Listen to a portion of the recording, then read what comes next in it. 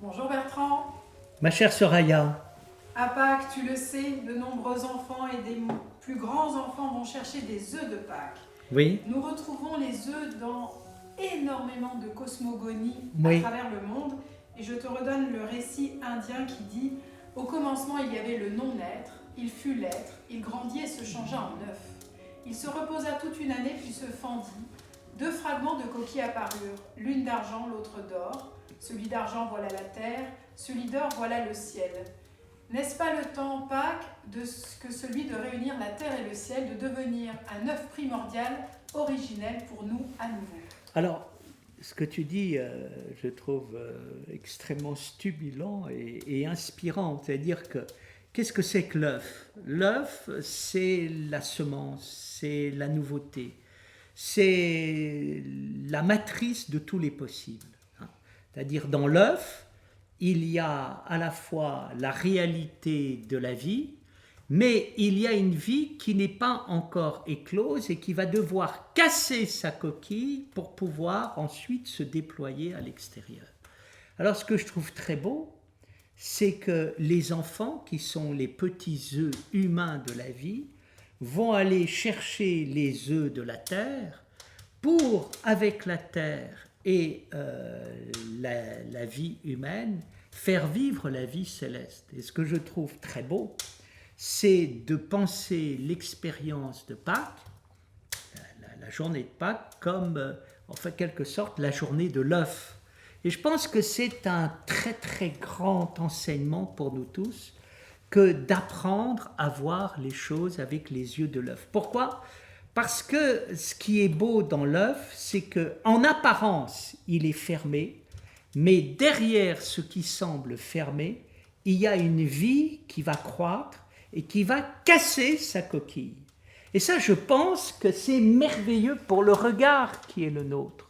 C'est-à-dire qu'en apparence, nous croyons que la réalité est fermée. Mais la réalité n'est pas fermée. Ce que nous appelons fermeture de la réalité est exactement comme la coquille d'un œuf qui cache à l'intérieur de lui les potentialités de la vie. Et là, je pense que c'est un geste magnifique qui est donné à l'égard des enfants. Les enfants sont initiés par beaucoup de choses. Alors souvent, ils sont initiés dans les contes par l'initiation des contes. Mais l'initiation des contes est une initiation quand même assez dure. Pourquoi ? Parce qu'il est dit à un enfant, voilà, tu es né avec ton papa, ta maman, ta famille, mais attention, tu vas aller dans le monde, et dans le monde, il y a des sorcières, il y a des loups, il y a des ogres, et il va falloir que tu triomphes des ogres, des sorcières et des loups. Et très souvent, les ogres, les sorcières et les loups sont des prédateurs, et parfois, il faut le dire tel quel, des prédateurs sexuels. Donc attention, tu vas devoir ne pas te faire croquer par les passions, la violence du monde, les loups, les ogres et les sorcières.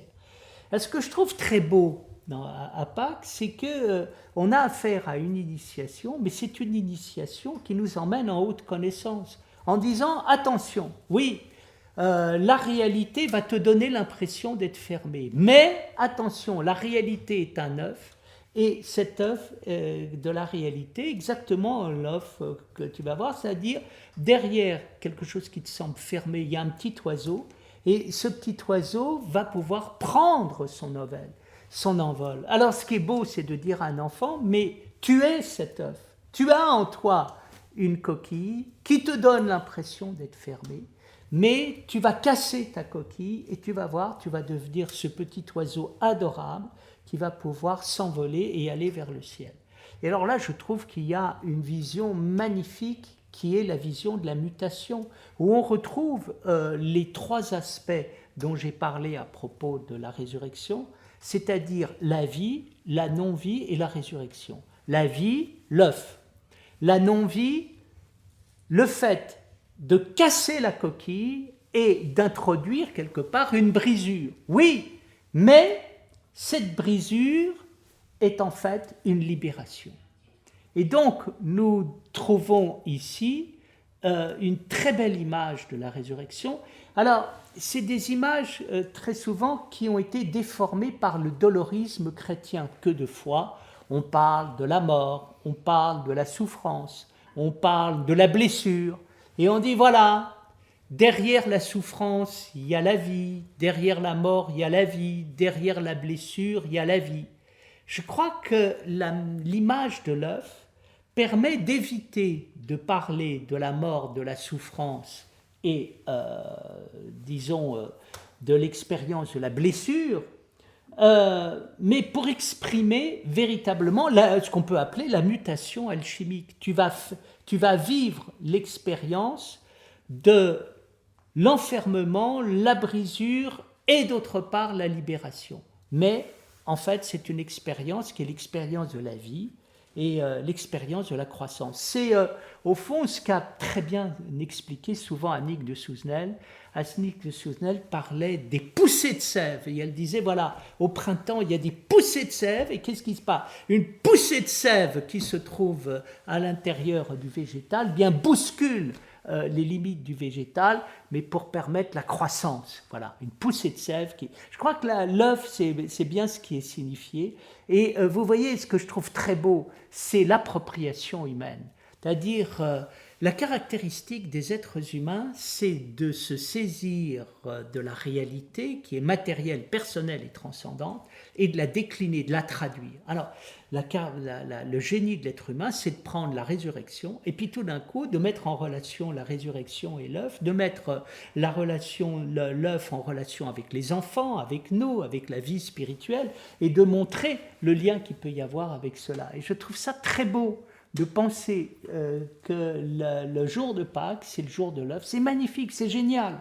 C'est génial. Nous l'avons un petit peu, malheureusement, on ne parle plus de la symbolique, on parle surtout du chocolat qui écrase complètement la symbolique et qui fait qu'on pense uniquement à la saveur du chocolat. En général, je dois vous dire que j'ai jamais trouvé que le chocolat des œufs de Pâques était très bon. Je trouve assez écœurant, beaucoup trop sucré. Bon, il y a d'autres manières de goûter le chocolat. Pas le meilleur des chocolats. Mais c'est dommage qu'on n'ait pas cette initiation symbolique, bien qu'elle soit derrière. Je pense qu'il y a beaucoup de personnes qui pensent que à enseigner aux enfants, un jour, il va falloir que tu casses ta coquille pour prendre ton envol. On dit que les enfants doivent à un moment quitter le nid familial pour pouvoir s'envoler.